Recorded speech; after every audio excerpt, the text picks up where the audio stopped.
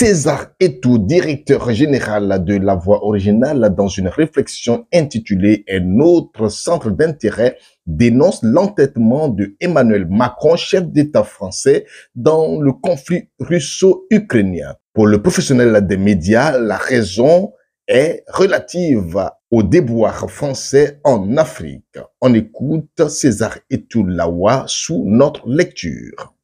Canal Ivoire, voix de la diversité.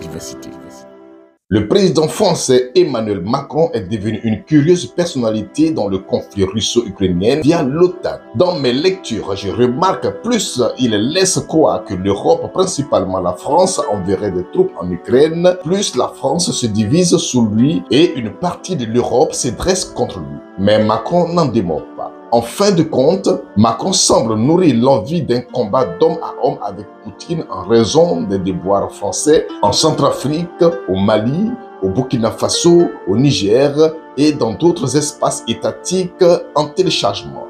Macron recevrait d'en finir avec Poutine pour pouvoir régler après leur compte aux anciennes colonies qui chassent la France sous lui. Tout le monde le dit, avec l'aide de Poutine par Wagner proclamé. Seulement, voilà, Macron semble oublier que la guerre n'est pas comme une compétition de boxe. En boxe, on programme un combat éliminatoire en attendant le combat titre en jeu. Pour la guerre, c'est différent. Généralement, le vainqueur d'une guerre politique sort du combat éliminatoire trop ensanglanté pour affronter le moindre petit adversaire. Pire, au moment où le champion laisse les plumes sur le gros ennemi, les petits entêtés en profitent pour donner le coup fatal de la rupture.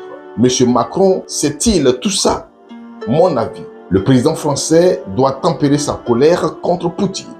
Il doit plutôt revoir de fond en comble les accords de coopération coloniaux avec les anciennes colonies dans le sens de plus de respect mutuel et de moins d'exploitation. Vouloir défaire la Russie est déjà un combat sans issue. Espérer maintenir après ça le statu quo dans les anciens États colonisés qui aspirent à plus de souveraineté est encore plus fou.